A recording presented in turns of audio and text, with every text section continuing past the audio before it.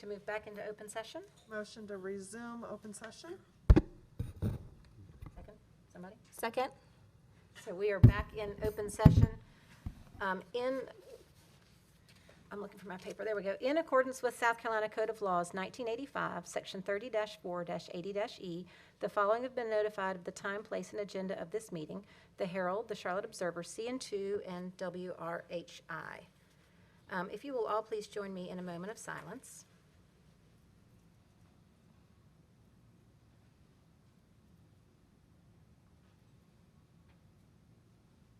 Thank you.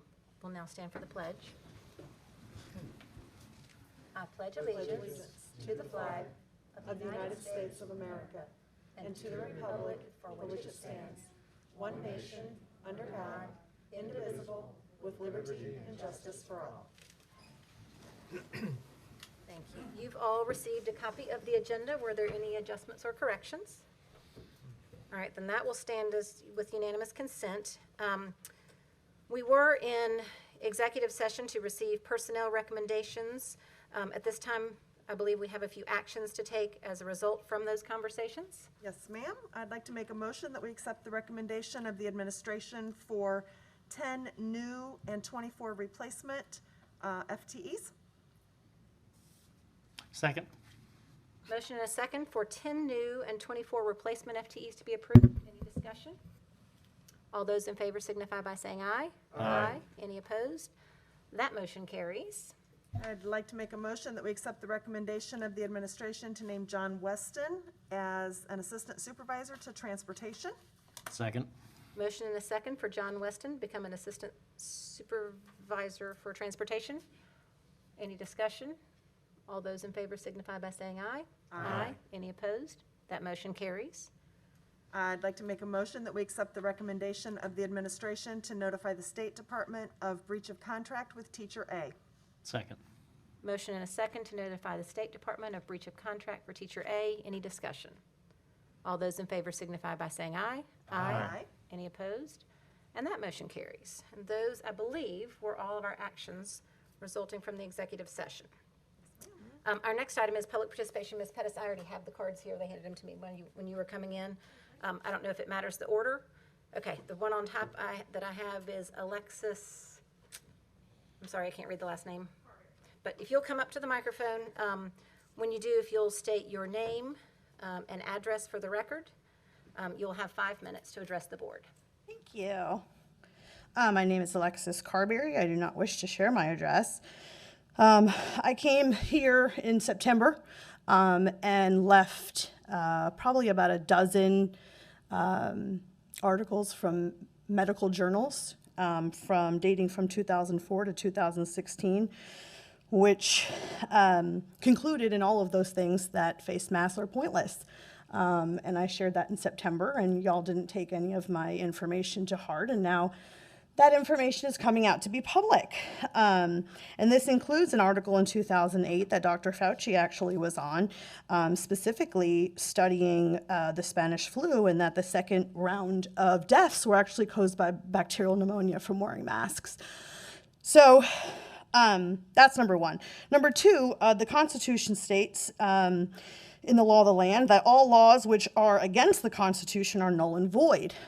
So any of these laws that are restricting our choice of health care, which would be mask wearing, as well as our movement, which I know my daughter had to stay home for 10 days because a student knew another student who knew another student who had COVID, and the fact that my child couldn't go to school even though she had a negative test, which we already know the tests are bogus anyway, but regardless, that happened. So that's a huge problem.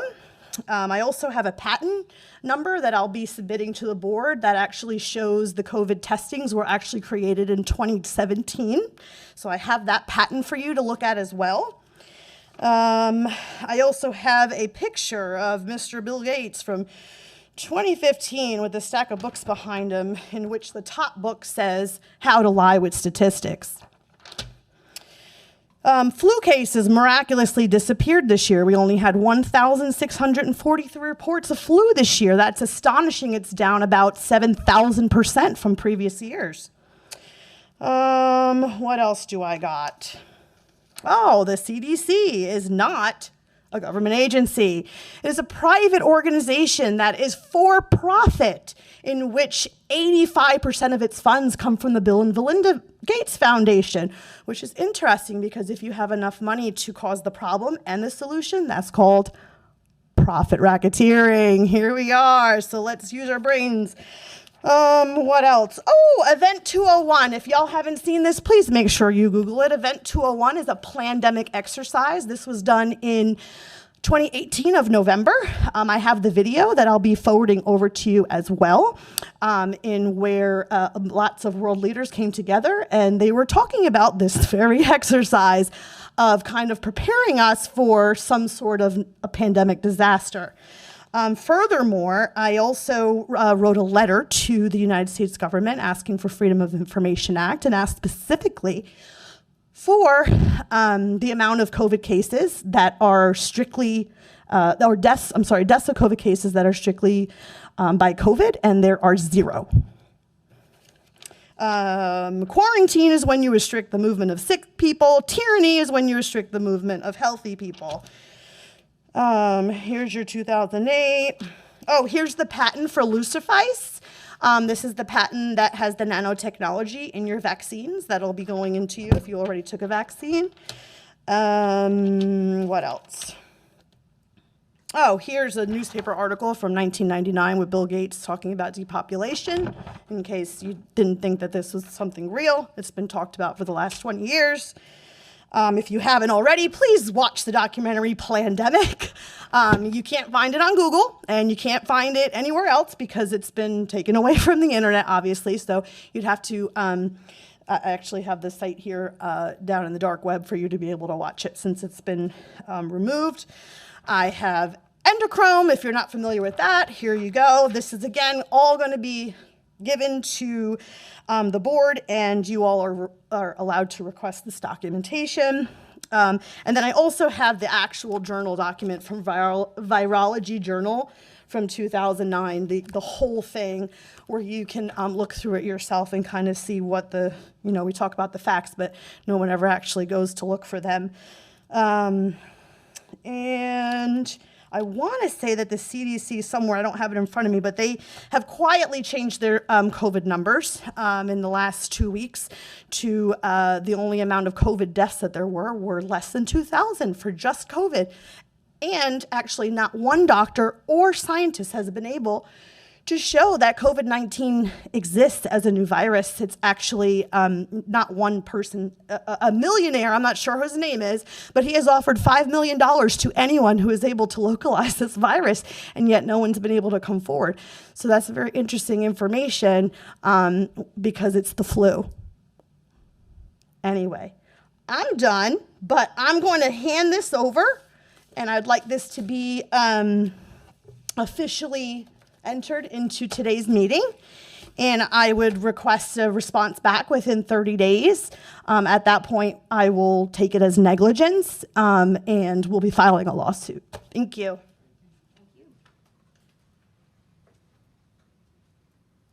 Next up, we have Michelle Gelzer, thank you. And if you will also approach the microphone, state your name and address, and then you will have 5 minutes. Okay, my name is Michelle Gelzer. I live in Fort Mill. I am a health coach. I've studied under a holistic health doctor for years. I'm speaking on behalf of many of the concerned parents regarding the mask mandate on our children. There are several serious concerns regarding our children for being forced to wear a mask while in their learning environment for 7 hours a day. Our kids have been suppressed of human expression, and it makes it even more difficult for them to learn. Referencing Psychology Today, we are disadvantaging younger children from the development of necessary skills to discern emotions and the neurological changes that make it possible to distinguish one face from another. From Our Children, vaccineimpact.com, Michelle Science, University of Toronto, Dr. Michelle Science. We have suggested that masks not be required when children return to school. Dr. Martys Brinson She's a PhD, consultant neurologist, and neuropsychologist. For children and adolescents, masks are an absolute no-no. Children and adolescents have an extremely active and adaptive immune system, and they need a constant interaction with the microbiome of Earth. Their brain is also incredibly active, as it has so much. They have so much to learn. The child's brain, or the youth's brain, is thirsting for oxygen.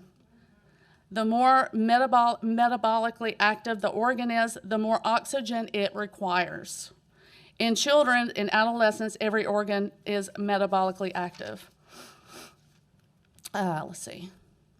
This is really good. July 4th, 2020. It's on YouTube, and it was by Dr. Dale Bigtree. He did tests on his 11-year-old son. He used OSHA standard for oxygen level at 19.5% oxygen to have a safe space. 20 to 21 is normal. Using OSHA-approved monitor within 1 minute of wearing a mask, alarm indications of hazardous air at 17.4. OSHA standards for indoor safe CO2 level is 1100 ppm. In just a few seconds, the OSHA-approved meter detected over the toxic level of 5,000 ppm level in his son's mask.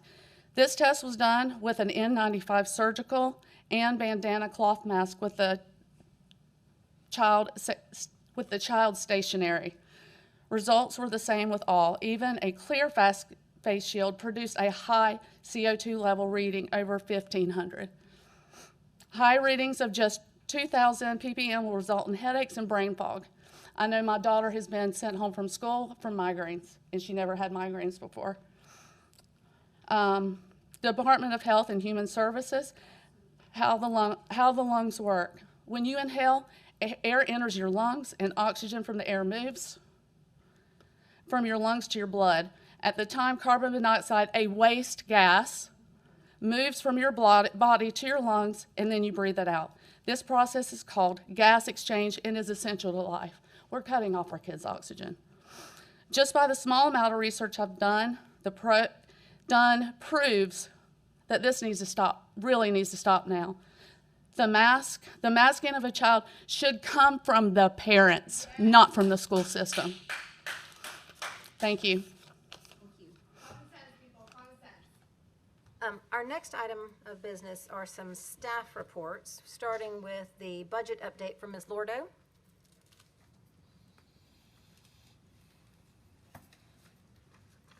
Hello, good evening. Before I get into the budget, let me share with you today we went to the bond market. Had a very successful bond sale today. We had 9 bidders. And as you remember, this was $11.2 million. It was $5 million on the annual 8% issue and $5 million on the referendum piece for technology, plus our IPP payment for the fall. So we were very pleased to have 9 bidders on a relatively small amount. The winning bidder was JP Morgan Securities, and the interest rate was so low that over the life of this bond issue, we'll only pay about $27,325 in interest on the $11.2 million. How many more would we like to get? So we were very pleased with that. And Mike Gallagher said it was an amazing bond sale. So we were very happy with that. So I just wanted to share that with you. Rolling into the state budget, as you know, it's moving very slowly in Columbia. Last week, the Senate Finance Committee met and adopted their version of the budget. Surprisingly, and we're very pleased, they've added a $1,000 teacher salary increase across the board, which will increase the beginning teacher salary from $35,000 to $36,000 in South Carolina. Just as a reminder to everyone, we pay 15% above that as a local salary supplement.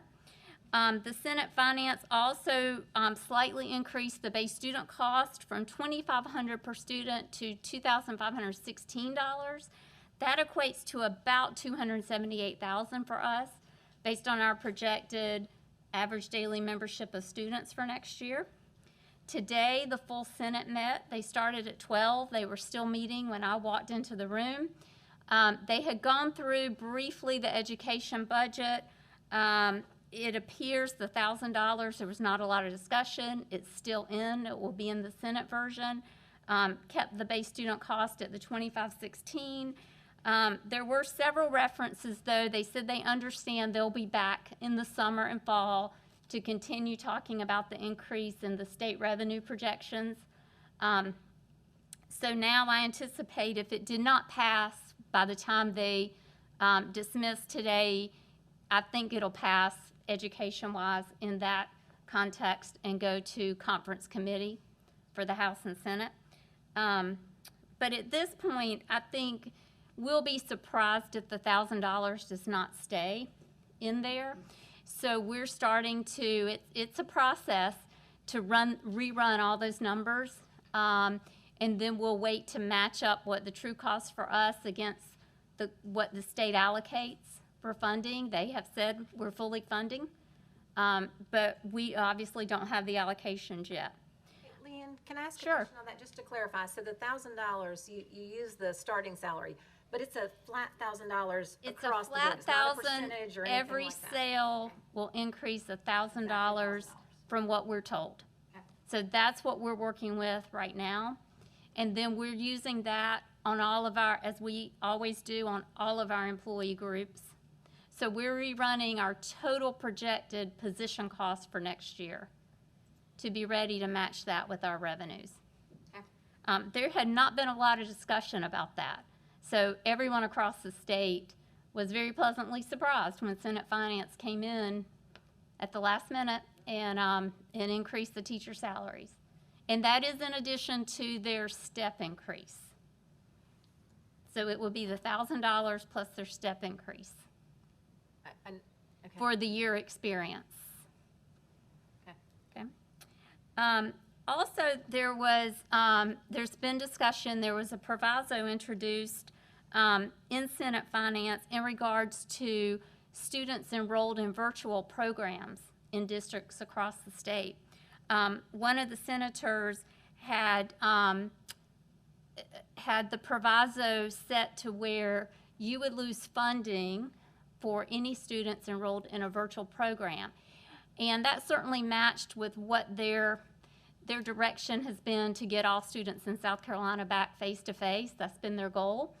And I think it came from their concern that districts were not coming back face-to-face as quickly as the General Assembly would like.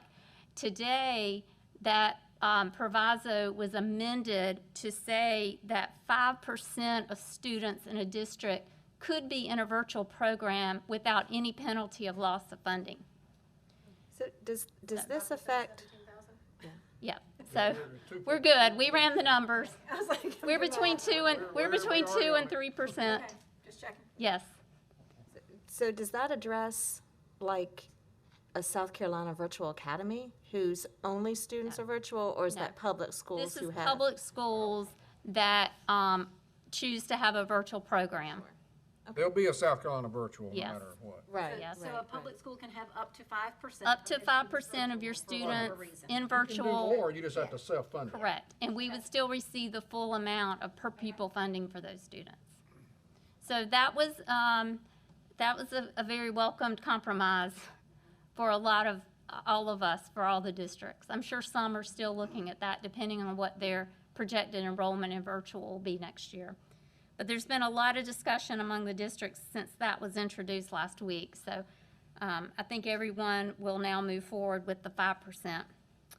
As far as where we are locally, I had shared with you, we're still waiting on some key revenue. We're waiting on now the Senate allocations, which will include the funding for this $1,000 salary increase for teachers. We're waiting still on the salary step funding that they did not fund in the original budget for this year, that they then decided to fund, that will help us locally. We're still waiting on that allocation. And we're still waiting on what our local millage limitation will be based on the population growth. which is still scheduled to come out on May 4th. So those are three pretty large pieces of revenue that we really need to match with where we are on these expenses at this point. Some of the discussion in the Senate today, though, I don't think it will surprise anyone. There was a lot of emphasis on the fact that South Carolina is receiving $3.1 billion in federal money due to the pandemic. And there's a lot of, the thought process is, well, districts are going to have this federal money, but that's all non-recurring. So everyone has to be very careful about what gets added in those funds that they will want to continue.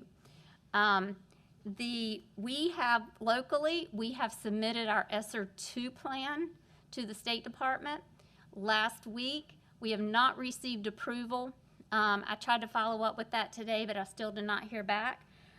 We were able to, as a leadership team, we have addressed some of the budget requests from the schools in our ESSER 2 plan, and we will certainly share that publicly once we get approval, and we know that that is the approved plan going forward. But we were able to address some budget requests, elementary, middle, and high school, and district level to support the schools. So we're pleased with what our plan that we submitted. We have no reason not to think it won't be approved, but we'll share that with you as soon as we get approval on the plan. We're starting to talk about ESSER 3. 20% of ESSER 3 has to be used on what they're calling loss of learning. So we're starting our kind of wish list of what we think may be on our ESSER 3 plan. Have no idea of our allocations yet. That'll probably come out in the next 30 to 60 days with the detailed requirements for ESSER 3. Once again, those are based on Title I allocations. So compared to other districts in the state, our federal dollars are very low. When you hear about districts with very detailed plans with a lot of opportunity to do things in their schools, comparatively, our federal money is very low. So I just want to keep putting that out in front of the public because I know a lot of districts are putting out their plans. So, And spending lots of money. and spending lots of money, yes, yes.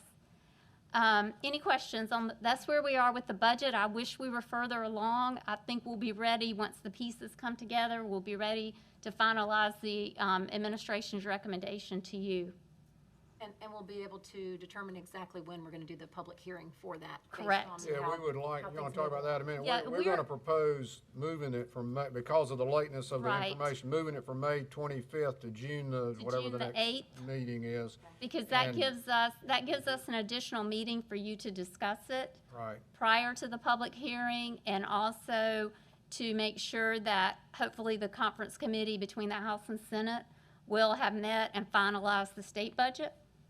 And so we'll know what the final state budget would be at that point. And the other two times we've had to do this, we did the public hearing, then we adjourned and came back and voted the same night because we'd already had so many meetings leading up to it. Correct. We will probably recommend that again, so we'd approve it on June the, whatever that day is. Correct. So we will have the budget on your agenda for both meetings in May, but we'd like to wait and do the public hearing on June the 8th.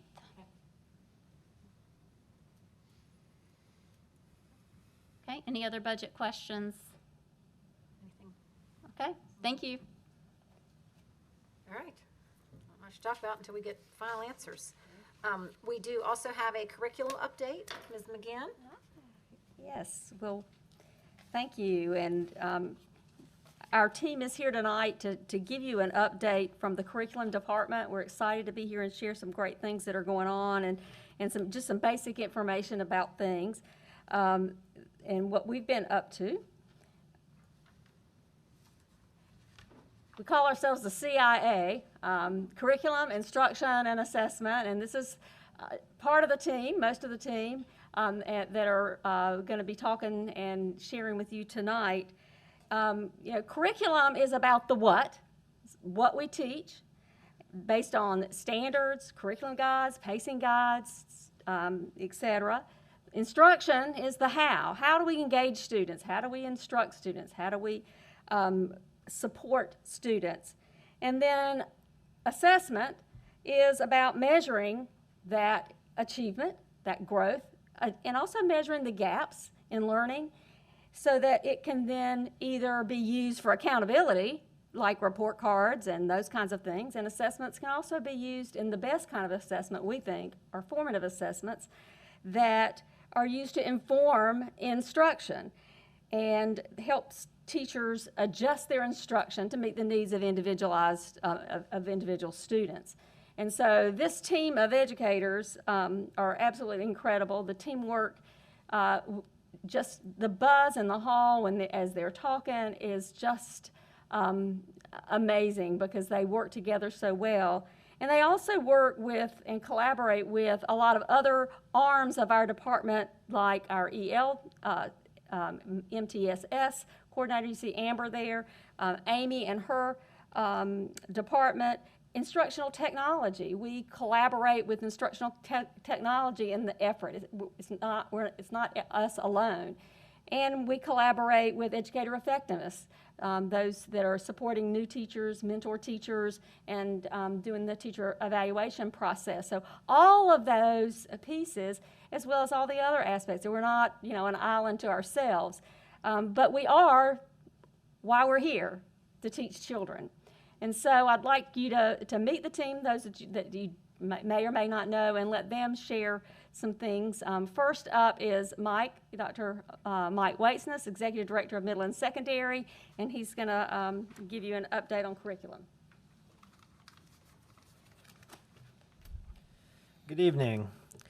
So I'm going to talk about 3 different items, and the first 2 are standards updates. So you may have heard we've been working on implementing new standards for social studies, and we will start working on implementing new science standards once they are fully approved by the state and the EOC. So just a little bit of information on social studies. This actually started several years ago. It's the 2019 social studies standards, and we are still working on implementing them. So when they were first approved back in 2019, we started working on them and deconstructing them and working with our teachers to see how we could best teach the new standards. Then COVID happened and we had school closures, and it ended up where this year should have been the full implementation of the new standards. But because of the delays, districts were given the option of teaching the 2011 standards, those are the current ones, teaching the new standards, the 2019 standards, or doing a hybrid. So our district chose to teach the current 2011 standards because we thought this is not a good year to require teachers to do something else brand new while we were dealing with the closures and hybrid. So next year we will be fully implementing, along with the rest of the state, the new 2019 standards, even though it's a couple years past 2019. A lot of the grade levels, the upper grade levels, are pretty much exactly the same. There are some pretty big differences in 3rd grade and 7th grade. In the chart there on the screen, I don't think it was in your packet, but the chart shows the current courses under the 2011 standards, the names of the courses, and then with the new standards, those will be the new names of the courses. So 3rd and 7th grade have the biggest shifts. They are going from South Carolina Studies to World Geography in the 3rd grade, and then 7th grade from World History 1600 to present to Geography of World Regions. So we noticed, the state noticed there was not a whole lot of geography instruction going on, so the state decided to put more of a focus on geography in those 2 grades. The 9th grade class is the 9th grade course is going from world geography to human geography. So that's looking more at like human interaction and how humans interact with the places where they live. So kind of the same course, but a little bit different focus of it. Will that change any of the AP offerings at the high school? Because I know there is a 9th grade, that's one of the only AP classes offered in the 9th grade. Right. It will not change that. Okay. Yeah, the AP courses stay the same. Okay. So, But it's, sorry. go ahead. So South Carolina gets moved from 3rd grade, South Carolina history, South Carolina social studies from 3rd grade to 8th. Am I reading that correctly? Well, third goes to fourth and fifth. So when in fourth and fifth, and also in eighth grade, it's kind of South Carolina, United States history through a South Carolina lens and our role in the history of our country. So for third grade, it's more broken down to fourth and fifth grade. Okay, I see that now. I didn't see that at the end. So you get 3 years of it Right. in the new standards. Right. And eighth grade is essentially the same class. The standards are a little bit changed, but not much in eighth grade. So I was going to, what I was going to say, one thing we're working on, because you brought up the AP question, is with our seventh grade, and we're just working on this now, looking at our seventh grade world geography or human geography class, how we can align that with the AP human geography course. So the content obviously is a little less rigorous in seventh grade to an AP class, but how can we structure it to at least give students the basis for what an AP course might look like? So, And some knowledge that will be beneficial to them if they choose to take it Right. in the ninth grade. certainly. And then United States history again in the 11th grade. And that stays the same. There's no changes there. Any questions on the social studies standards? All right, science standards, those are in the works. They are not approved yet by the State Department. So in our state, when there's new standards, a part of this cyclical review is the State Board of Education has to approve them, then the EOC approves them, and then they become official. So right now, where they stand is they are being looked at by the State Department. There is a public comment up until December on the standards. So now they're reviewing the public comment, and they are saying they expect to have those approved in June, which would mean next year would be a bridge year. So our teachers would have the option to start working in the new standards to their instruction. There would be professional development from the state on the new standards. And then 2022, 2023 would be the full implementation for the standards. So I don't have a whole lot of information on science except that we're waiting on the state to find out what they will be. Any questions on the science standards? All right. Also, I'm going to go over some pieces of proposed legislation that is out there that may impact curriculum. I'm going to go over these 5 on the screen. There are a few more, but I picked the ones that I guess would possibly have the most impact on our district. And the first one is House Bill 3588. And what that says is students would be required to take an English and a math or computer science credit in their senior year in order to qualify for the Life Scholarship. In our district, we highly, highly encourage all students to take a math and an English class in their senior year. So I don't know that it would really be much of an impact at all to our district. There's also some information in there about being able to substitute a computer science credit for a math credit in their senior year. And we had that as a requirement for the Diploma of Distinction, but we switched that, right? Right, to the be- state seal of distinction, yes. But when in the IGPs, our counselors highly, highly encourage, and it's in the program of study that we highly Especially those encourage. who would be likely qualifying for the Right. Life Scholarship. Right. There is an amendment that was put on that if a student has a 4.0 or higher, they would be exempt from that. But again, we would still recommend that students take it because if you are going to apply to a college, they're certainly going to look for ELA and English and a math class. So I don't know that this would really change much, this particular piece of legislation for our district, but I did want to go over it. The next one is Senate 16. This is a personal finance bill. And this is, I think, one of those that sounds good, but sometimes there's unintended side effects that may not be as good. But what this piece of legislation does is it says that instead of taking an economics course for high school graduation, it would be a personal finance course required for graduation. So I certainly think it is a worthy cause to have a personal finance class. I wish I would have had one when I was in high school. But we also think it's really important that students take an economics course. We think that's a foundational course that is going to prepare students for college, and I think that's something colleges will look at on a transcript to see if they take economics. So I certainly support personal finance, but I do not support it, or our department does not support it, because essentially if that passed, it would make economics an elective, and there wouldn't be an incentive for a lot of students to take your regular economics, macro, microeconomics, without that being a requirement. The State Social Studies Supervisor Association, they do not feel that that is going to pass. I think right now it is, I put it on here. It resides in the House Education and Public Works Committee, and I don't know that there's any action scheduled on it. So it seems like that is not going anywhere this session at least, but we'll keep our eye on it. Well, unfortunately, we do have, I've forgotten which one it's in. We have personal finance as a part of one of our Right. classes. I can't find it right off, but. Yeah, so it is part of High School 101. The new social studies standards, one of the changes is there's a lot more focus on personal finance in the government econ course that all of our seniors take. It's just not a completely separate course. So they're required, what they want to do is require it to be its own course. So we'd have to pull that right. information out of that curricula, out of the High School 101 course, and potentially out of this one Right.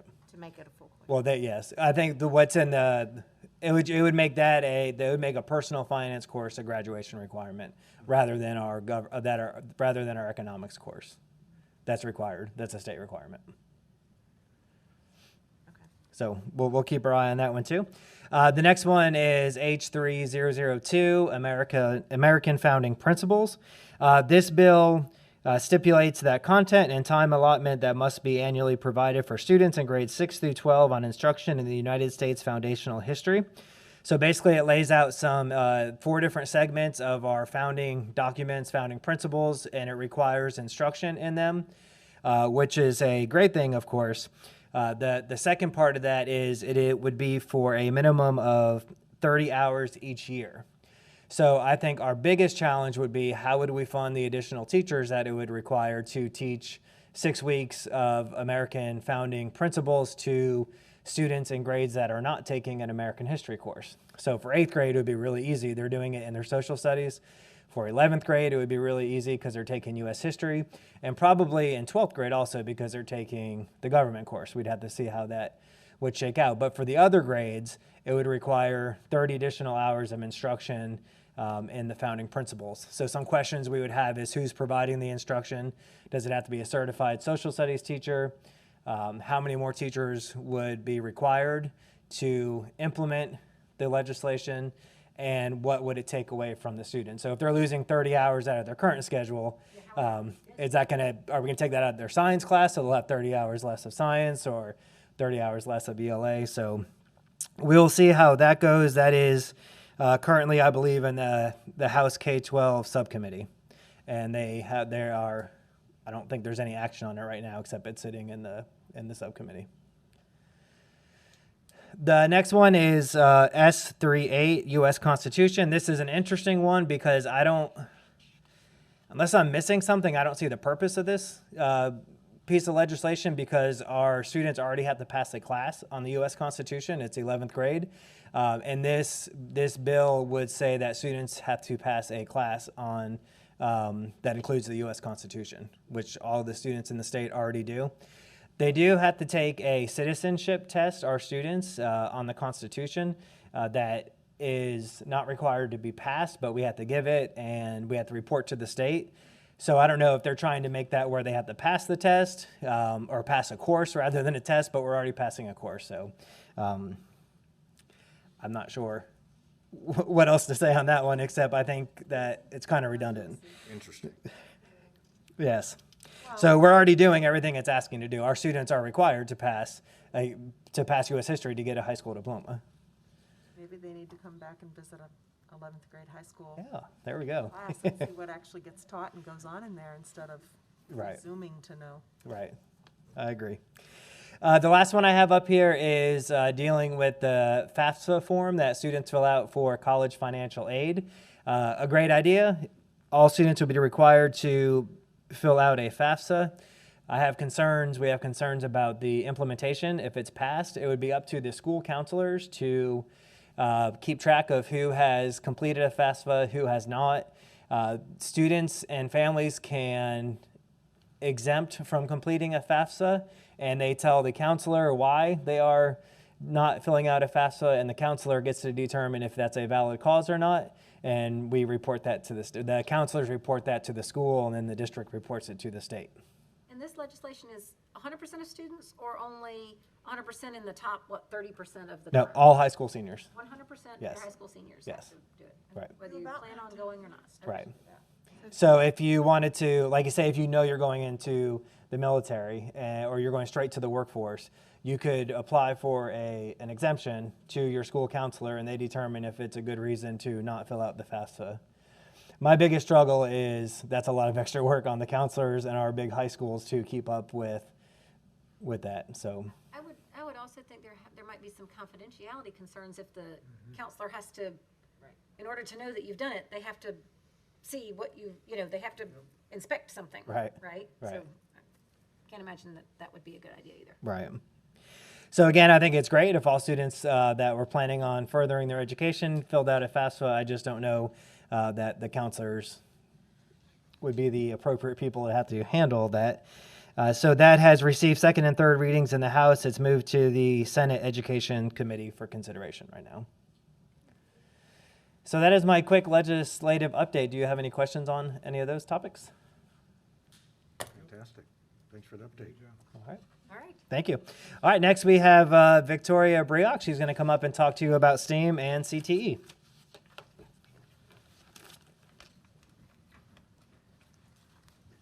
Hi.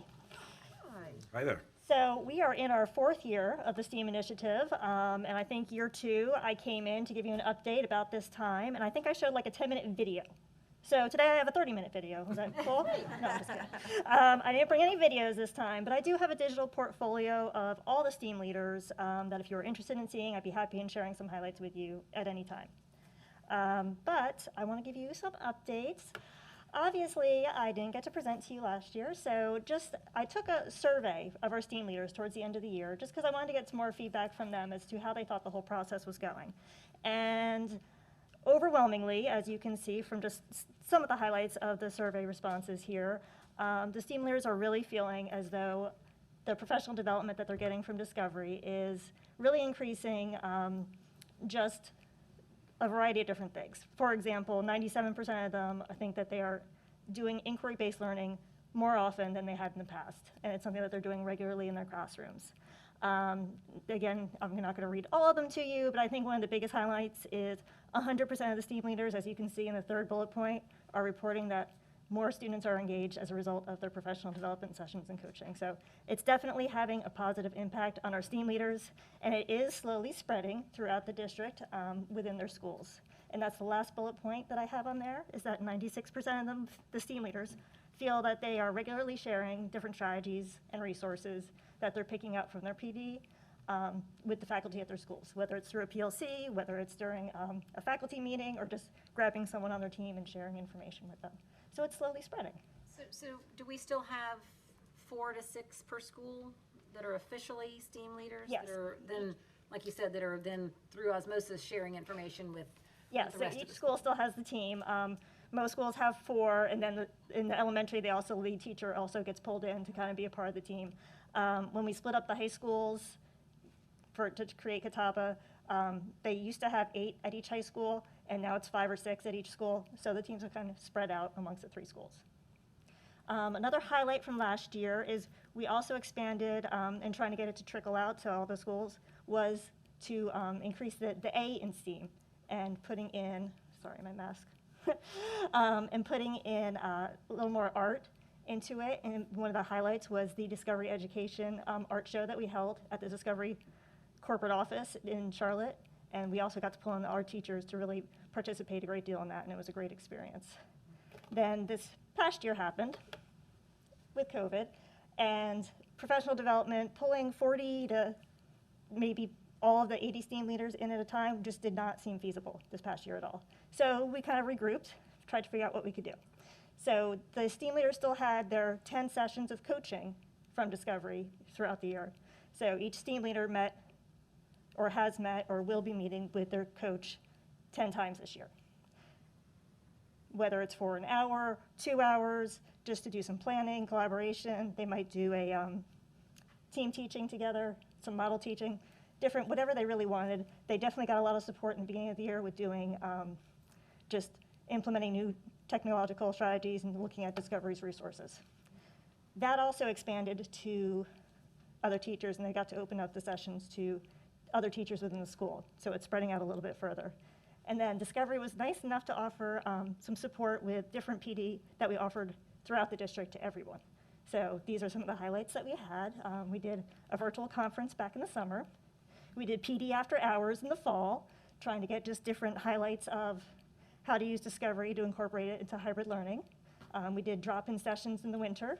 Now we have a bingo challenge going for professional development to try and keep it fun and interesting for them. And we will be doing our second Equity in Action STEAM conference this coming summer. So there's definitely supporting us through that process. And then, of course, since we couldn't do the official PD days throughout this year, even though this is the end of our 4th year, we took those PD days and we're moving them over to the fall of next year. So they're offering 5 full PD days in the fall, 1 a month, August through December. Nice. And also the 2 administration days as well. And so we will still continue to have access to the Discovery Ed platform Yeah, so information? the platform and everything is separate from the actual PD portion of it. So we still have complete access to Discovery Experience, the science tech book, social studies tech book for middle school, and all of those other things as well. And they keep adding more resources every single minute. It's crazy. Any questions about the STEAM portion? All right, and then I couldn't come up here and not talk about CDE and CTE and all the great things that they're doing. So just want to brag on my CTE folks a little bit. If you look at last year, we had 168 students that were completers during the school year last year. So that's just based on the courses they took. They had to take either 3 or 4 courses within a CTE program to be considered a completer. So we had 168 complete last year, 1 program. We had 367 kids that ended up being concentrators. So they had 2 courses within that 3 or 4 program completed. And what I think is fabulous is we had last year 259 seniors that left us with a completer in at least 1 program, which was up from the previous year from 222. So that was a nice little increase. Our certifications went down, but there was COVID. So the previous year we had, I wrote it down because I knew I wasn't going to remember, 889. And so that's actually the numbers, 605. If COVID hadn't happened, we would have been way above it. So we lost out that spring semester with the kids just not being able to take certifications at all. So I'm thinking this year we're going to be much more back on track again. And kudos to, of course, the work-based learning coordinators, and because we had 61 internships last year, even during COVID, and 720 job shadowing experiences, whether they were virtual or on-site. So that was pretty amazing for a COVID year. Nice. So just wanted to brag on them a little bit. Any questions? Fantastic. Fantastic. All right, Great job. Great. thank you. Next up, Looks like we're going to talk about elementary next. Good evening, everyone. I have a couple of exciting things to share with you in the elementary world.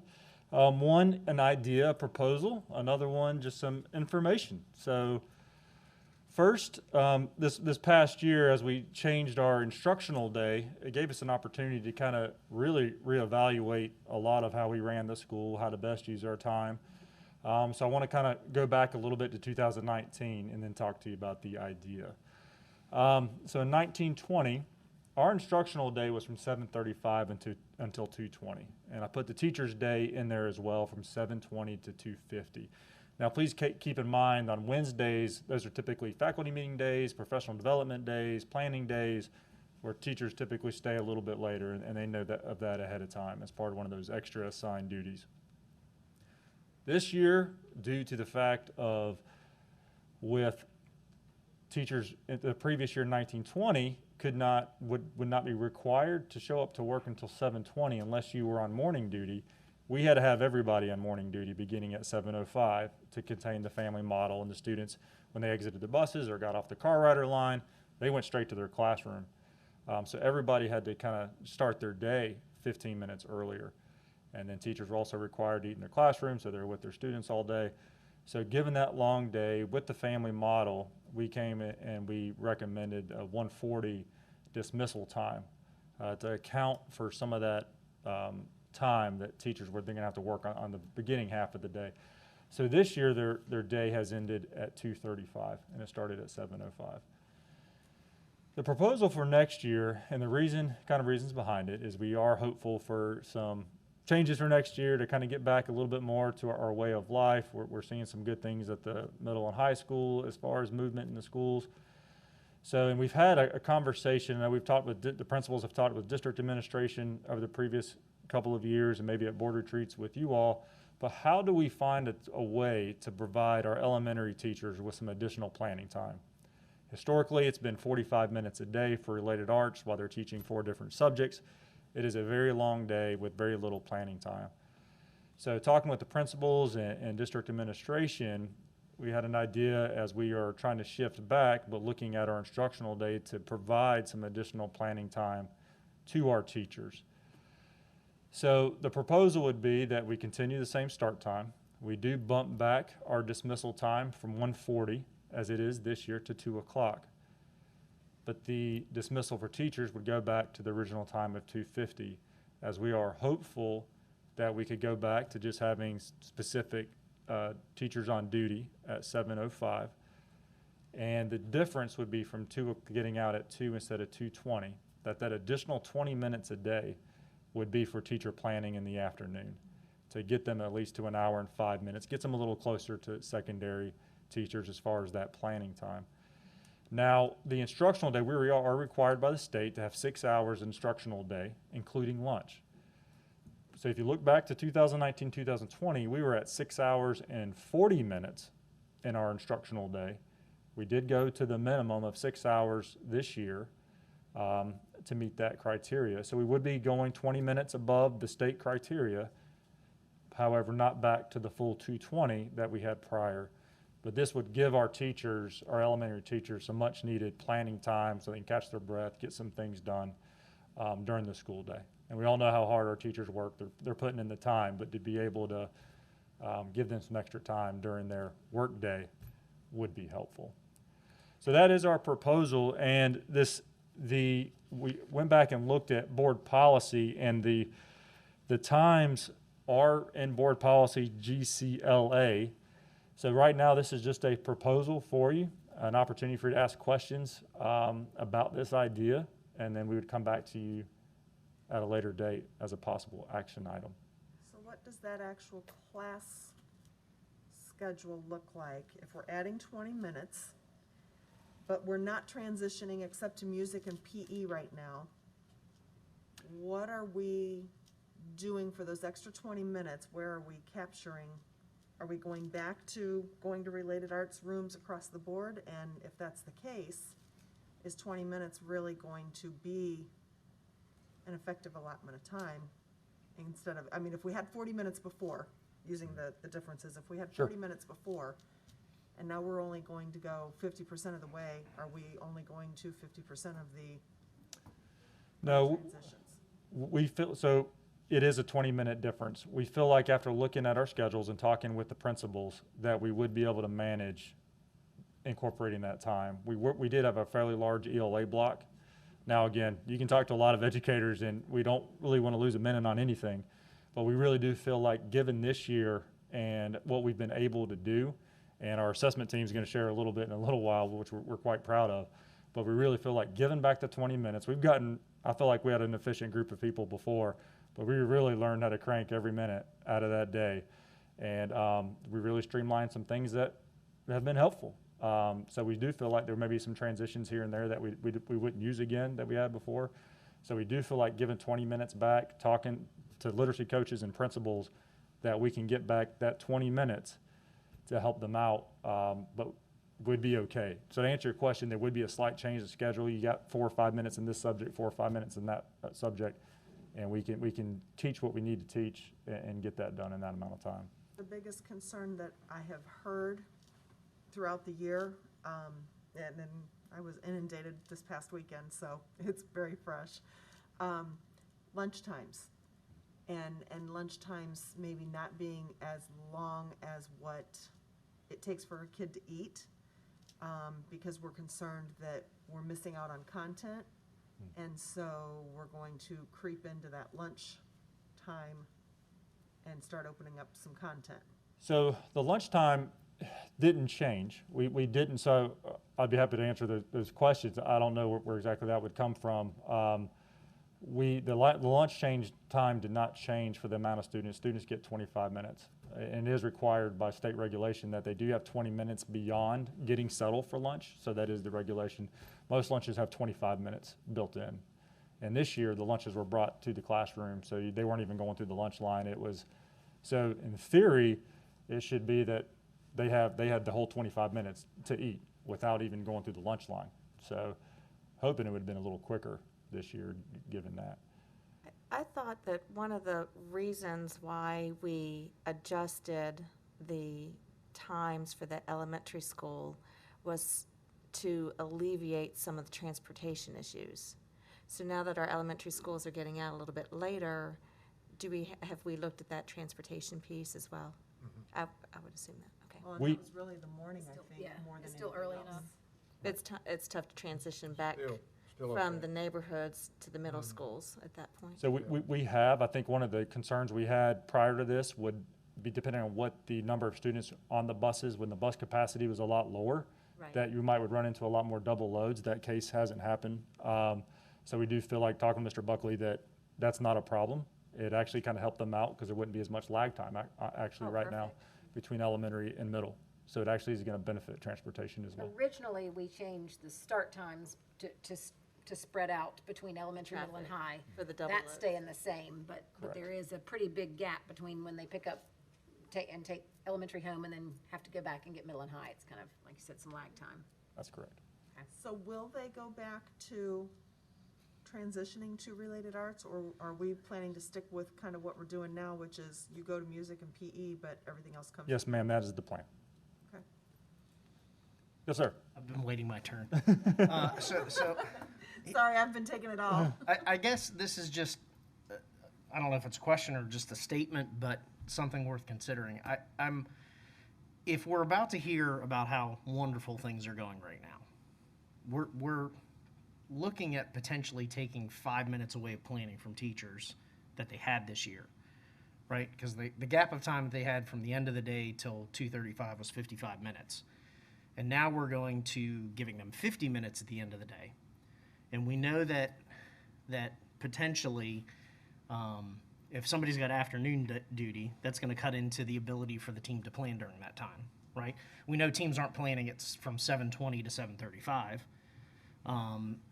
So I'm worried about if we're running efficiently on a school day, why we would be taking time from effective planning opportunities that would make that instruction that much better. Right, you see what I'm saying? I mean, it's. I hear you. My concern is burnout. If you could repeat that again, so I don't quite understand. So if you look at what we're doing this year, at the end of the school day, there's 55 minutes before teachers have to leave. From Have to 1:40 leave. to 2:35. That's right. There's 55 minutes. So next year, there's only going to be 50 minutes at the end of the day in a required teacher workday, right? So we're taking 5 minutes of plan time away from them, right, in their required day. So thank you for bringing that up. One point is that our students are being dismissed directly from their classroom. So they're still supervising students. So that's not necessarily planning time in right now. They're not really free at 1:40. Right. Yeah. And two, I think when we went to the schedule that we went to this year, it was also because the teachers weren't even allowed to be in their classrooms during related arts, so they didn't have access to their room. Right. So they did need that extra time. So when I really bring this proposal to you, this year in a lot of ways was an anomaly. It was a tough year. So to really get good comparison data, you have to really go back as we try to approach back to a normal way of life, compare it to 1920. Because there's so many extra factors that went into this year to make those numbers look like that. But there's a lot of other things that's not really planning time because they could still have kids in their room up until 2:10. Have teachers been vocal about this?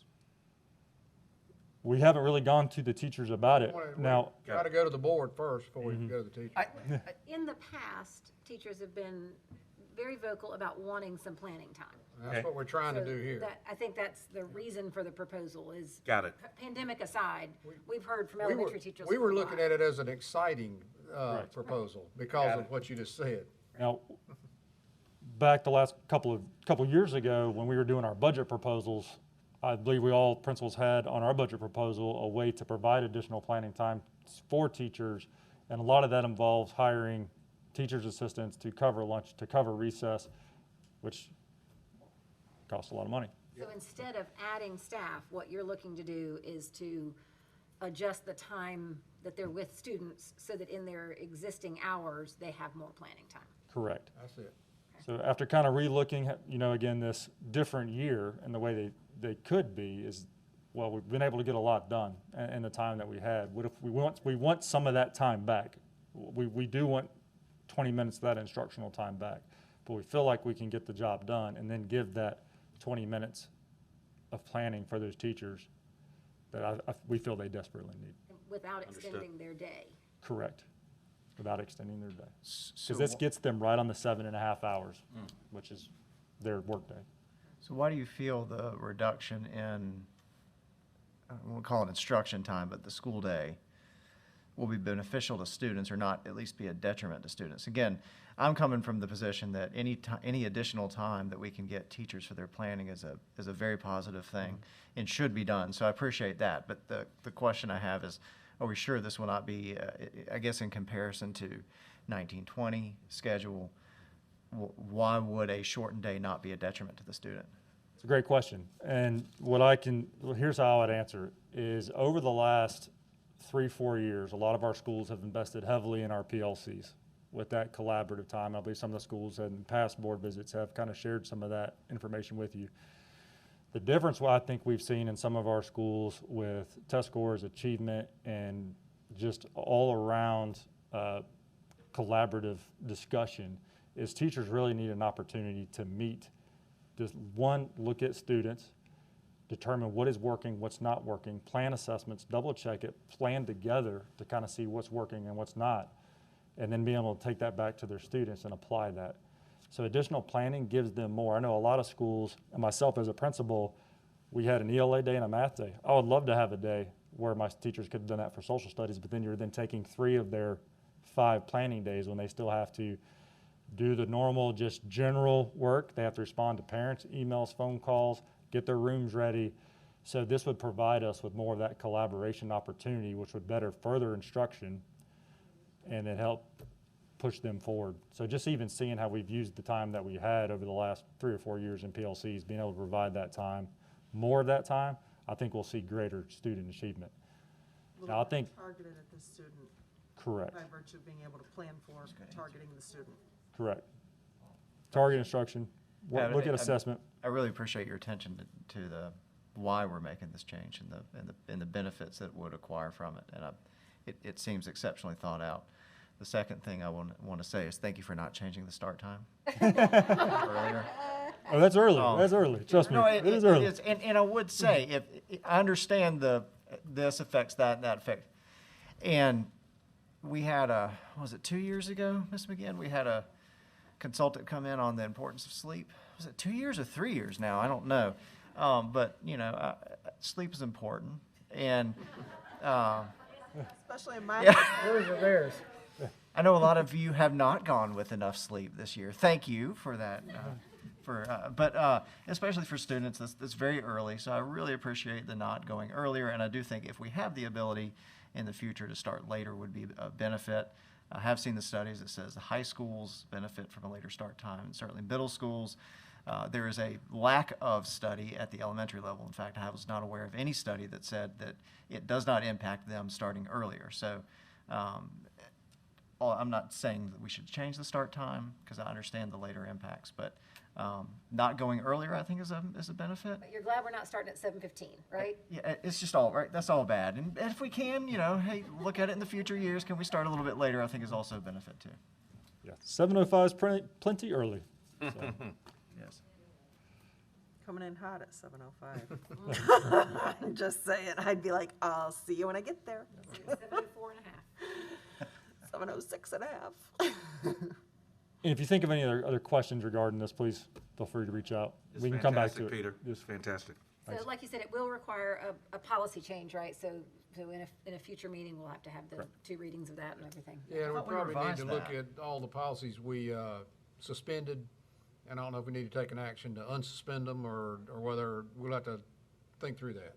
And this was probably one of them that I don't know if we changed it or suspended it at the start I don't time. remember, but I I can't know remember how we handled it. I thought we revised that I think 2 years that- ago so that the board does not set start times now. Oh, so too, but they tell me it's still in the policy. It's in the policy. I thought we did We too. amended something to take that out. I We feel gave a confident. one-year amendment to the policy pertaining to start dates, or start times, due to COVID, with, in essence, that it was going to be for the 2021 school year to be revisited. I remember that, but we did, it was the year before that we amended that policy. We missed one. We discussed it. I know we talked about it. I'm very confident. But that is something you could do in lieu of putting this into policy and just have this as administrative rule and not have it. Yeah, because there are going to be other years when you may want to adjust it, you know. But I think it might have something to do with state law. I know at least we talked about it, because I remember seeing the policy and that it was being changed. I feel like it might have something to do with state law. I just that- know in GCLA, it has very specific times listed. Yeah, it So does. we either have to do something to it or change it. All right. Well, wanted to share one more thing. One of the most exciting parts of elementary career is screening and registration. So we're bringing in a whole new class next week. So with screening, that's for anyone who turns 5 on or before September 1st, and that is a hard deadline set forth by the state. Get a lot of calls asking for some bins on that later in September, but we follow September 1st. This is a awesome time for these young students, first time going to school. They get to visit their new elementary school, meet the principal, meet the kindergarten teachers, other school staff. If you've not been through that process, or would love to see a bunch of smiling faces, I mean, this is a great event. And last year, we were able to get in our kindergarten screening and registration the days leading up right until our shutdown. So we did get this in last year. So it is next Wednesday, May 5th, and Thursday, May 6th. So students will go to their zoned elementary school. We opened up the registration for this in March. And when families go on to register their child, we started last year where part of that registration process is that they go ahead and actually select a time, where it used to be several years ago, but there's like a mad rush to come in the morning. So it sets appointment times. We have 2 or 3 that come every 5 or 10 minutes, and it kind of sets. So I think we have about 60 slots that come each day for those elementary schools. So that's kind of how the scheduling goes out for that. And it worked really well last year. It kind of thinned out the crowd, a good situation for the schools. We did have, a couple weeks ago, Amber Smith and I hosted a group of kindergarten folks, and we kind of went back through and reviewed our screening forms that we had. It was last updated several years ago, so we made a couple tweaks to that. We're excited about it. And are getting those out to the schools in preparation for next week. Now, we do have some schools that have a little bit larger classes coming in than others. Kingstown's a hot one, River Trail, Sugar Creek's getting up there, and Gold Hill. Marty and I are actually meeting tomorrow afternoon to kind of review some numbers and kind of look to see if the community shifts or what needs to happen to kind of make sure those schools have what they need. And in case you do get word, that we do have a couple, I believe Kingstown, we did have to open up another couple hours on a third day to spread out some appointments. So we got a couple other schools that are getting close. They're down to, I think, River Trail has about 8 more appointments. Gold Hill has about 10 more appointments as of this morning. That could have changed. But they're kind of on call if they need to open up a couple hours on a third day. Is the expectation that 100% of these will be done in person? Yes. We're not offering a virtual kindergarten option? Correct. So thanks for bringing that up. So So what we've done as principals, with the principals, is, we have about 3 or 4 different footprints for our buildings. So those buildings that are similar or are alike, they have kind of gotten together to kind of go through some protocols.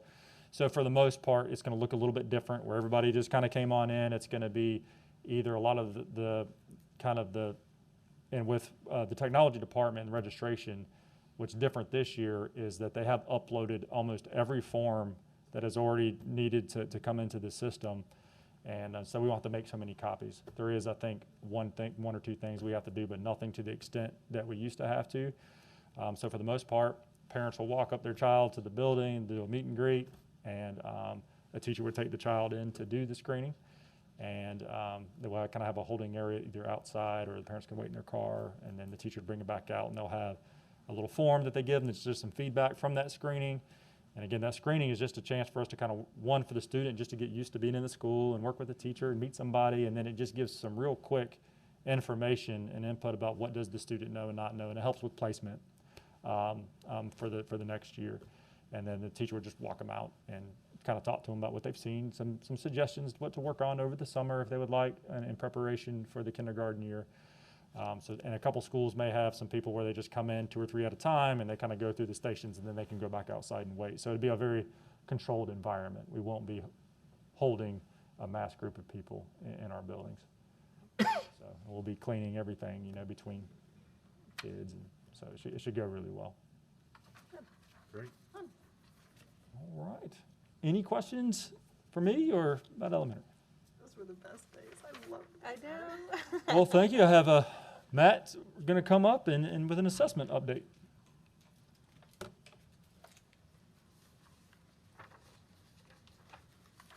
Thank you very much. That is my 4-year-old right there at the Catawba Ridge program. He's excited for kindergarten registration coming up. I think he thinks he's going to be a kindergartner at that point. Like, he's officially going to be a kindergartner, but we have to, tell him, no, slow your roll a little bit, buddy. Not yet. Not yet. We're not ready for that yet. But he's doing really well there. So we are the kind of the A in CIA. We have the assessment tag with us, but also accountability for kind of a double A, and then the triple A would be accreditation too, because we are heavily involved with that. So Renee Beck and I have been working hard this year, trying to make sure that we have everything set up for all 3 A's, I guess. So moving along to the first slide, I just wanted to give an assessment update, kind of where we are right now as far as assessments go. So the state was not granted a waiver from the federal government to waive testing. Really we've been preparing as much as we possibly could, just like every other year, to administer those tests really from day one this year, because we kind of knew that we weren't going to get approved for it. The state had mixed feelings about it at one point, but we've had this in place all along. So we will be administering those tests in May, and then I think for the first year we're extending a little bit into June with the extended school year this year for testing of SC Ready, Pass, and EOCs. So the one good thing is the U.S. Department of Ed has given us a little bit more flexibility. The 95% rule has been waived, which means that there really is no penalty if we do not test 95% of our students. In the past, I'm not truly familiar with the rule, but I know that there's some funding tied with that 95%, and there's definitely way more flexibility this year as far as students not really having that much of a penalty for not testing. So that third bullet there, we're still continuing to work with school testing coordinators to get the information out to parents about testing, strongly encouraging parents to come in if they're FMVA students. We're giving them all the information that they need for a safe testing environment, and answering questions as best we can from a state. The SCDE actually put out an FAQ about how to answer questions about testing and things like that. So all the testing coordinators know all that information. They've been really helpful. Can't say enough about the professionalism on their part, answering questions from parents and things about what's going to happen exactly this year with testing. And then I'm also kind of answering some questions if they're not able to at the district level. No virtual option. The students do have to come in to test, so we're really trying to make it as great of an environment as possible, just like we did with EOCs in the middle of the year. Plus, elementary students came in for STAR testing if they wanted those scores to count for GT identification this year. So both elementary and high school have some experience with students coming in. Middle school is the one, and I've been working really closely with them. They've had a lot of questions about how to schedule and everything, so they're the ones that really haven't had the experience yet, but we're working with them to get them up to speed with how to safely get the students into tests. Testing window does open on May 17th. Schools have set up their own schedules. We have some commonalities with the middle school and high school testing schedules, just because it was easier with the FMVA this year. Elementary schools really do set up their own schedules. So we do have a lot of days in there for makeup testing, just in case of quarantines or anything unusual that happens in this unusual year. There could be some things that come up. So a lot of days to make up testing in case something happens. The state really has advised districts to not have an opt-out form. So it's more of a test refusal if parents refuse to send their kids in for testing. So what we're doing is we're just collecting everything, saving documentation, emails, transcripts of phone calls, things like that, if they choose not to participate, if they choose to not send their students in and participate in testing this year. So we are still required to enter students not tested information into PowerSchool, as we have every year. But I will say that the documentation that we have to provide for that is very relaxed this year. We don't really have to input as much information into PowerSchool as we have in the past for those students not tested. Again, with the flexibility that the state has allowed us for that. I think that's it for those slides. Any questions on assessments? All right, great.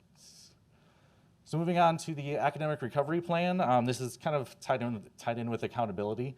So all districts this year are required to submit a plan detailing goals and strategies for providing annual growth in ELA and math, really for all students to catch up on the growth that the learning that they could have lost as a result of the school closures last year.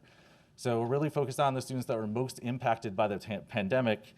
And the state has provided us a fantastic data tool, which Renee is going to come up and share some information on, that we're using extensively this year at the district level and the school level to look closely at that STAR data that we have for grades K through 8 to really hone in on where the students' needs are, really across the district. We've also met with principals to share this information with them and to share the data tool with them. We're really hoping that we can come up with some great goals for our academic recovery plan based on all of this data analysis that we're doing. We're going to put that information into that plan plus our district strategic plan, and then schools can also have the option of using those goals for their school improvement plans as well. So kind of starts with us at the district level and then trickles down to the school level as far as the use of this data goes. All right, and then Renee is up to share some tremendous successes that we've seen based on this data that is statewide data. So as Matt said, we did, all districts in the state got a data file from the State Department, and it was prepared by Education Analytics, and it took everybody's fall testing and their winter testing and put them on the same scale, every student in the whole state. And you know, it's a bunch of data that can be sliced and diced in many of ways, and so we tried to just pick a couple of areas to share with you so that you could see the success and the hard work of our teachers. I really think it's amazing how well our students are doing. So the first number that you look up there says STAR Achievement Tier 3 grades 1 through 8. So in grades 1 through 8, Tier 3 is, the state put people into 3 tiers. The bottom tier, or Tier 3, is the bottom 5% in the state. So in the entire state, in the bottom 5% for ELA, only 1.79% of our students are in that bottom 5%. And in math, we only have 1.46% of our students in that bottom 5%, which I think is excellent. The second number I want to share with you is the STAR gap difference, and gap is measured as the student's predicted score compared to their actual score. And we have those numbers for fall and for winter, for ELA and for math. So in the fall, so basically our kids came to our teachers in the fall, and in ELA, they were at negative 1.09, so 1.09 points below their predicted scale score on average. And for this one, we're looking at grades 2 through 5. So they were a little bit behind, not terribly behind, but again, behind the mark from where they should have been for the fall based on COVID. So the predicted score was where they should be if we did not have COVID, and then how they actually scored. And then by winter, on average, we were at 0.58 points above. So if we were at 0, we would be right at predicted. So already in the winter, we are above where we're supposed to be, which I think is phenomenal. And then in math, so math, as you may have heard, across the country, students fell behind more in math than they did in ELA. And as you can see, same true for our district. In the fall, our students came, on average, in grades 2 through 5, 10.58 points below where they were predicted to score without COVID. And by the winter, they're at negative 0.47. So they're almost already back to the 0, hitting on average at their predicted score. So I think it's a true testament to how hard, like we've all heard, how hard our teachers have working in such a short condensed day and being very efficient with that short day and rotating and just being very flexible and making things happen on the fly. So I think those numbers really, we know they're doing well, but I think these numbers prove how well they're doing. And I think it's directly attributed to going back 5 days face-to-face at the elementary level in September. It's got to be, it's just more time. Yes. And there's nothing, I just think there's a lot of value in face-to-face instruction, obviously. That's my question. Is this just the face-to-face students, or does this include? This is all students, and we did look at, and like I said, you can slice and dice this by lots of different ways, lots of different subgroups. And we did glance at the difference between our FMVA students and our face-to-face students, and it's very minimal. It's not even substantial. It's like less than, 0.3%. So hardly any difference between our in-person and our virtual students. So again, big kudos to our virtual teachers as well for making something happen that they never had to do in the past. So it is phenomenal. I was particularly concerned because there's so many that seem to have gotten into virtual that really weren't a good fit for that. Right. And this is on average. We have some stragglers on both ends, so yes. But yeah, I'm sure that is true, but hopefully, on average, we're doing better, but we do have some students. So speaking of stragglers, I don't really know who this question is for, but one of the things that I was just thinking about, budget-wise in particular, is, last year we had, I think, the opportunity, although COVID was causing a problem, to have some increased summer school enrollment. And I don't know if that is an option this year or what we're planning in terms of. We are in the planning stages now, and actually our plan for next month's board meeting will be to go through all the summer programs. Okay. What our plans are. We may know a little bit more out of ESSER 3 and how we might be able to use some of that to help with that, some of ESSER 2, ESSER 3, to help bridge that gap, and we'll come back with you and talk about that next time. But we do have some plans, but a lot of the recovery for middle school, I think they're looking at doing some more after-school kinds of things next year, and coming up with some plans for that, because middle schoolers might need that. That's an area we talked about a gap. It was a gap, definitely was wider in 8th grade, and so there's some things that the high schools have planned for 9th grade, but I don't want to spoil the next time. All right. We'll just hold up. I will look forward to it. Thank you. I have a question. Well, I have a comment first. And first, this is awesome.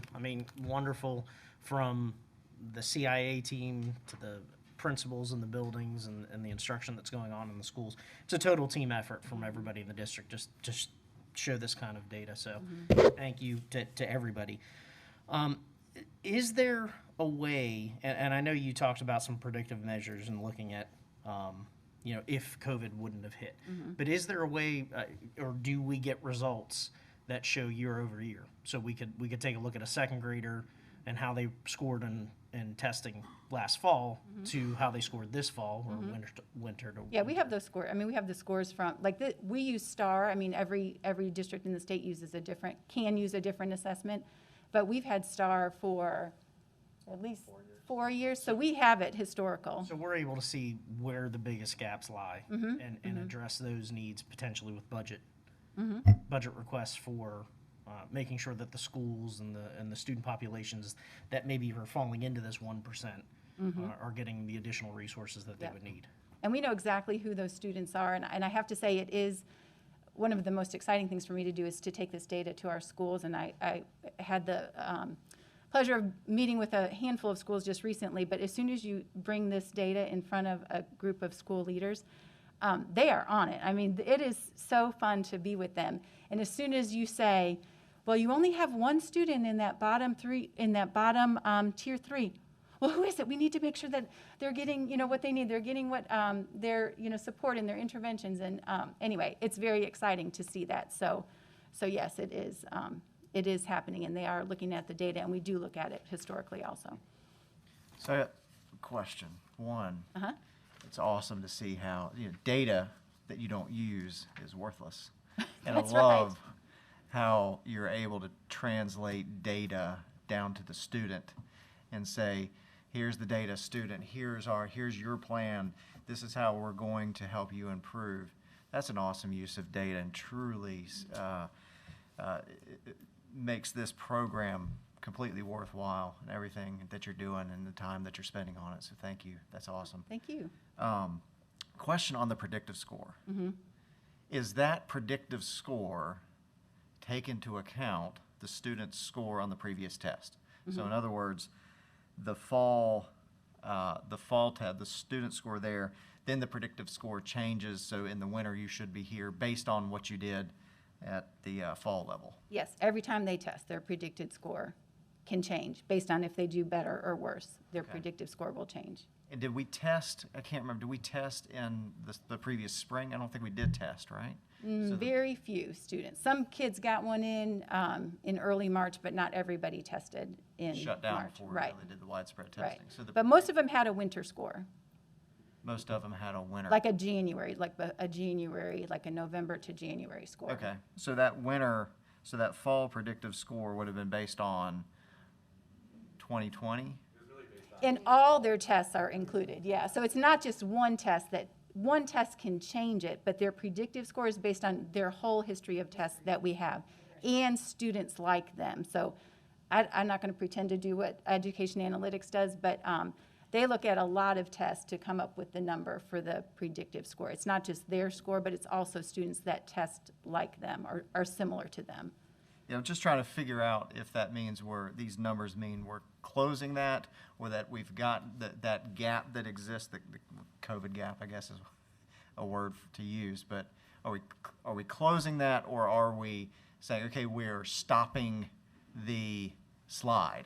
Does that make sense? Yeah. I'm trying to figure out, what does this data say? Are we stopping the slide or closing? Back to where we would have been had the pandemic not hit? Right, and we are, because they're hitting their predictive Did we score. just close the gap so they're not sliding any further? Yes, because if the predictive score changes based on changing, yeah. previous tests, then and if it was less, if it was 10 points less, the predictive score would have been less. So Right. now we're Yeah, I going see what you're above. saying. Yeah, am I I mean, I just guess reading- it's like, it's hard to say, is it, what are we really doing? I'm not really for sure, but the predicted score does change. So if they scored, so I guess what you're saying is if they scored lower in the fall than they were supposed to score, then their predicted score for the winter would be different. So maybe it was easier for them to get to their predicted scores. Is that what you're saying? Well, I wouldn't say easier. I don't know if it's an easy or hard, but what does that predictive score truly say? Does it mean we are closing that COVID gap, or does it mean we have stopped I don't even want to call it a slide, Yeah. but the Well, I would argue that if every year, let's say, for example, we have a student that's taken this a few years in a row, he's going to take it in the fall every year, and that will account for the summer slide, and then you take the winter, and the predictive score would be reflective of the summer slide and their fall test. So in this particular case, I would anticipate that instead of having a typical summer slide, it would be from March through whatever because of COVID.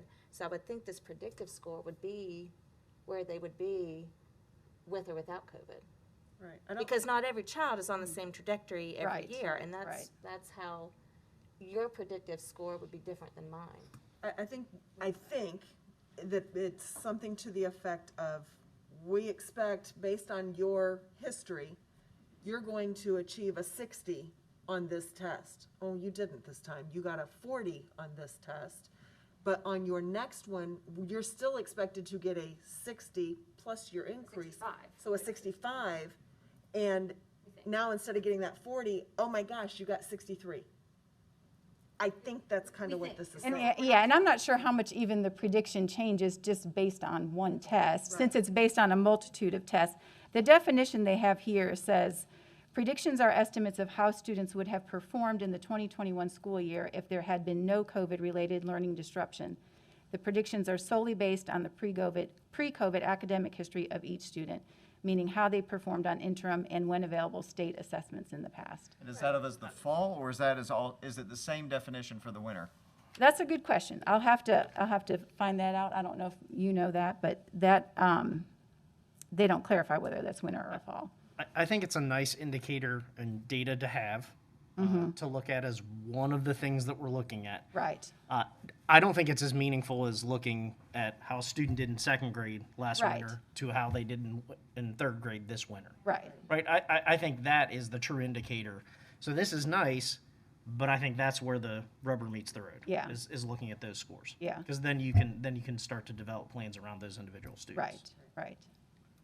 But and just like any piece of data, it's one piece of data. It's how a student did on a particular day. So teachers know that this is not the do-all to end-all, but it is something for them to celebrate. And I think just at the time of year where they are, wanting to see the benefits of their hard work, I do think that this is something that schools can share with their teachers. Yeah, fruits of their labor, for sure. And we will get an updated data file, as it says the last point there, on May 21st, so we'll have the spring data. So for us, our STAR testing window ends on May 14th, so we'll have the spring data as well to share with the schools before they start their, or around the time they're getting ready to start their SC Ready. And I think they so appreciate having this data now. When we just have SC Ready, they don't get it till the following year. So I just think for them to be able to use this data with the kids that are still sitting in their building, I think they're excited to have it. Well, Dr. Epps, I'm reading ahead a little bit to your next bullet, which is the next data is available May 21. And I don't know how long it takes to turn around this data, but that seems that would feed very well. I'd love to hear an update as soon as we can have an update. And if it's possible, again, I don't know if what I'm asking is possible or not. So that you got to judge that, right? You got to ask the assessment people. I don't know about the time. Feeding that into the budget conversation. I think we could be ready. Dr. X we've talked about the need to have curriculum updates regularly, so that can certainly be something by June we can share what we have, and then update again. And I think Dr. Frattaroli made a really good point. This is one piece of data that we can show teachers that, wow, in a short amount of time, you have closed some of the gaps. Is this the only data? No. You can look at this by scale score, and you can look at it by what quartile they're in. We can compare ourselves, in a lot of different ways. But the key is, and Dr. Wakeson always brings this up, now when we talk to teachers and you see a 1.79 in the bottom 5% of the state, that's a set of students. And like Renee said, They want to know who they are, right? who are they?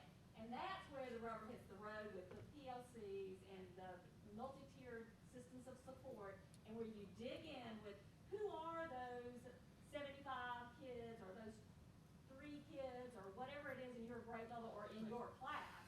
Right. And where are they and what can I do? And what are we gonna do about What does the team do to move them forward? So again, it's a piece of data. There are other pieces of data. You triangulate that, and then you just dig down and find out.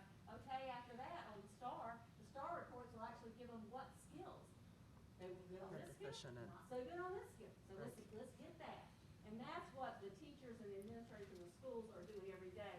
We were trying to give you a highlight just to let you know, yes, teachers are working hard and it's paying off. And I couldn't be more proud of this team that gets that data to them. But you think they could do it as soon as June? I just didn't think y'all were that nimble on your feet with the data machine. We'll have it June 8th. Yeah, we would have it then. Already? Well, that, We won't have SC ready. All right. Yeah, we won't have SC Ready, but we would have this for sure. well, it's what Dr. Frattaroli said, because the only person qualified up here to do anything to help go in and actually help a student is Dr. Frateroli, but he asked the right question. How do we translate these numbers and what's happening with these students into the budget, which is what we all can do, right?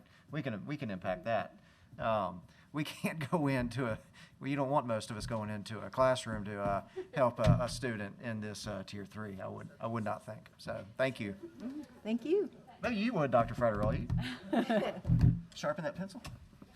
All right, so So I think we're finished. If anybody has any questions of anybody else, I think we're finished now. We'll come back and update you as soon as possible. As you can see, I have the dream team. It's phenomenal. Amazing, huh? Yeah. okay. We do have a couple action items. Next one up is Dr. McQuay. Well, I don't know. You are pushing my. Hello, everyone. Good evening. One action item for you. Previously, we went over our plan for the FMVA for next year. I'm happy to report that we have been through registration. We had about 600 plus that registered, and then after we went through and sent lists out to principals, to Wayne's point earlier, we have 550 that will be in the program next year. That we looked through some that really needed to be in person and wanted the best place for them to be for them. And so tonight I'm here, though, to ask for a approval to submit a waiver request to the State Department.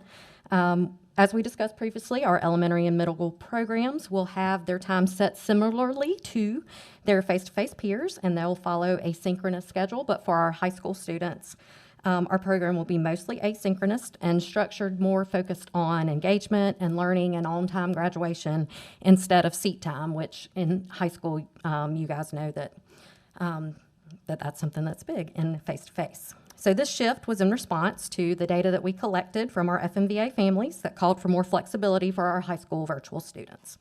And so I believe in your board packet, you have the two different regulations that we're asking for a waiver approval for. And the first one is the 120 hours per unit that you have to earn a unit towards graduation. And then the second is the scheduled day of having a 6-hour day for high school. And so those are the two that we are having you to look at so that to submit to the state. And if you have any questions, I'm happy to answer them for you.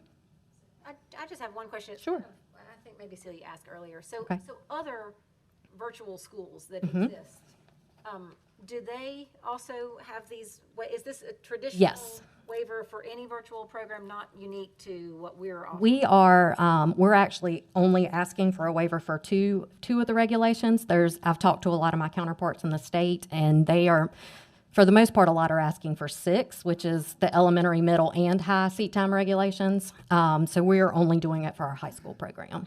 Because the other ones, because they're. Yes, we are going to fit the time schedule with our other 2 programs. So we are asking for less than most, but we still need to work through this. This is something that in our SCASA virtual directors meetings that we've discussed and worked through together to prepare our proposals together. I'd like to make a motion that we accept the recommendation of the administration to approve the Fort Mill School District's waiver request from the State Board of Education Regulations 43-234 11B and 43-234, good heavens to Betsy, I know. VIC1, in order to give flexible seat time for high school students participating in the Fort Mill Virtual Academy next year. Pat, strike heavens to Betsy in that. Yes, second Yes. everything but the heavens to Betsy. We have a motion and a second to request 2 waivers. Is there any discussion?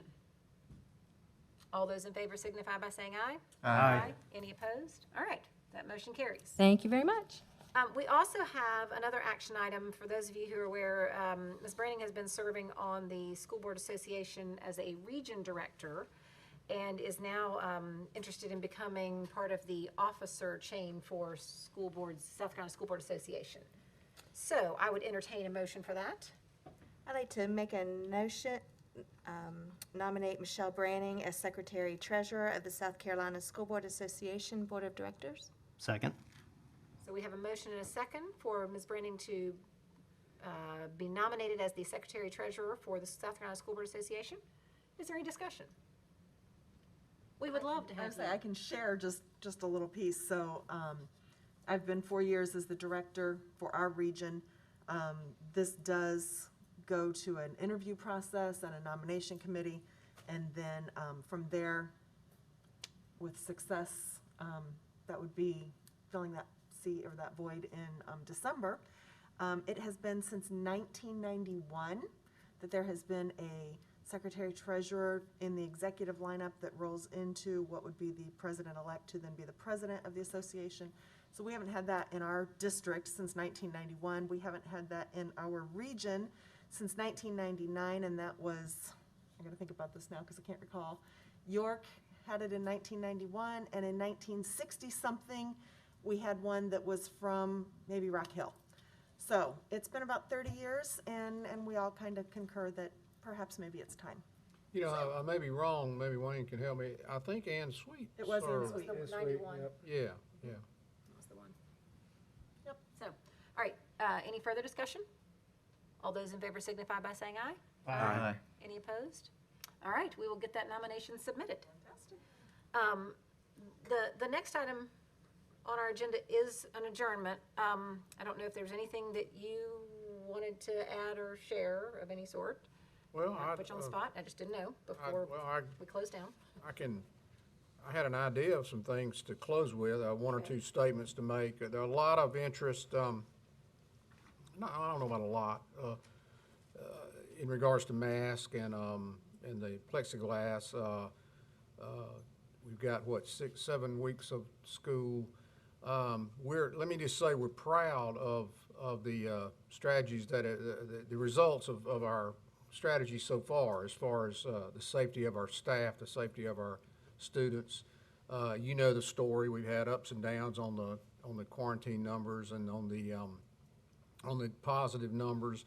For the most part, we've stayed the course and made recommendations about when to come back to 5-day based on numbers and also based on CDC and DHEC. Let me just read some statements because we are getting, and board members are getting, a lot of questions about what are you going to do for the rest of the year in regards to the mask and the plexiglass in particular. The CDC and DHEC have not removed mask recommendations for classroom and in groups. The South Carolina State Department of Education still has the mask mandate in place for schools and buses.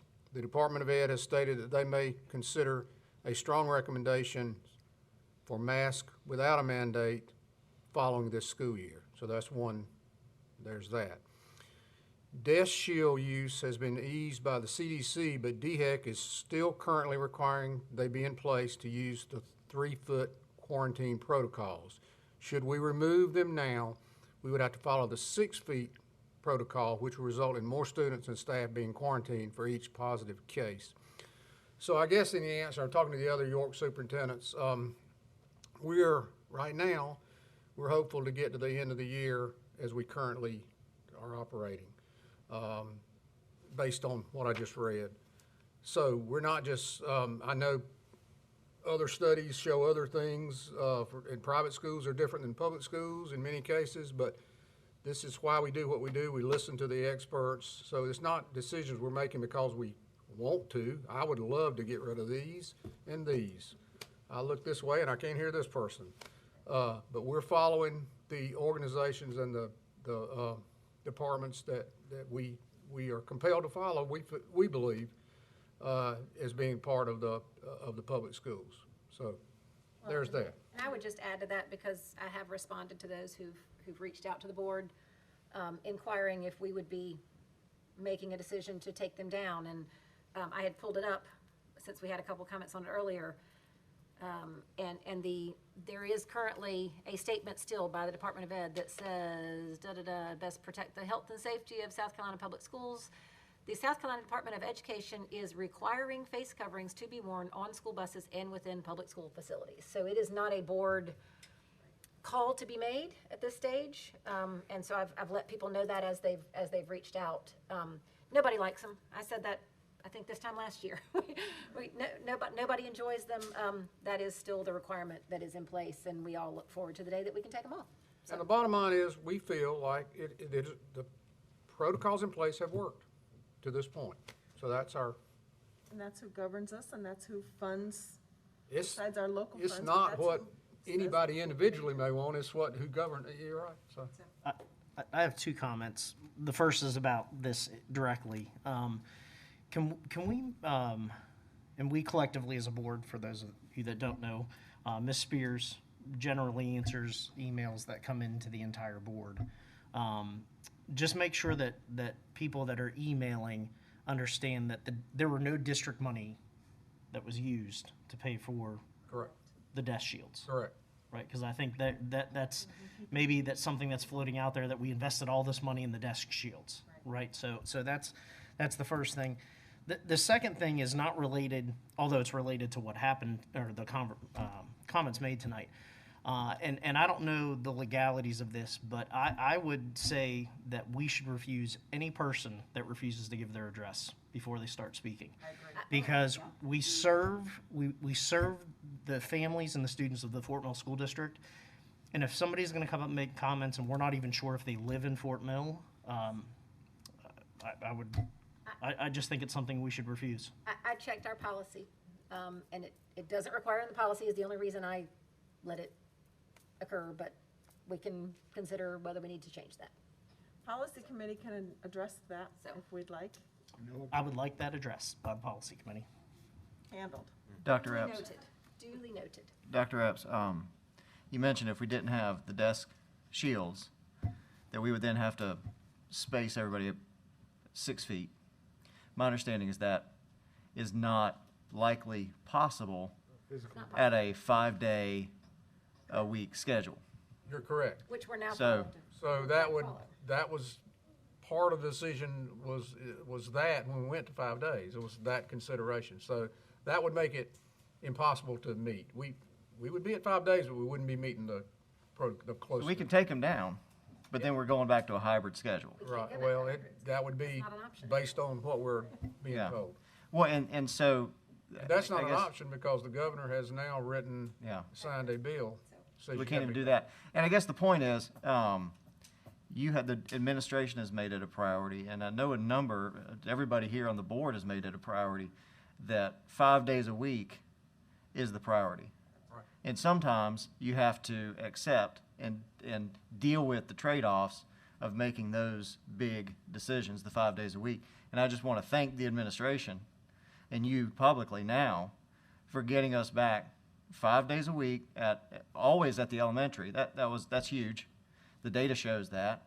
At the middle and high, and every piece of feedback that I can see has been that has been overwhelmingly positive, that the students are doing better, that the teachers like the routine better, that the administration, all that is going exceptionally well, and that they're dealing with some of the lunchroom, extra spacing at the lunchroom, extra tables, things like that. But that's the main deal, and I completely agree with that priority, and thank you for making sure that happened earlier than the governor or the state has made us go back, because you think it's such a priority, and I can see that that's the right call and that's the right decision. So I am happy to have this shield here and my mask on as long as the students in our district are attending school 5 days a week. Thank you. Well, I appreciate the thanks, but the thanks goes to the people who are implementing it. Thank you to the staff, and two things were, I think, at the forefront of what you just said. Very important, the whole time we were in hybrid, I felt like to get back to doubling the instructional time for the middle and high school kids. And then the safety of our staff and our students. And so I think both of those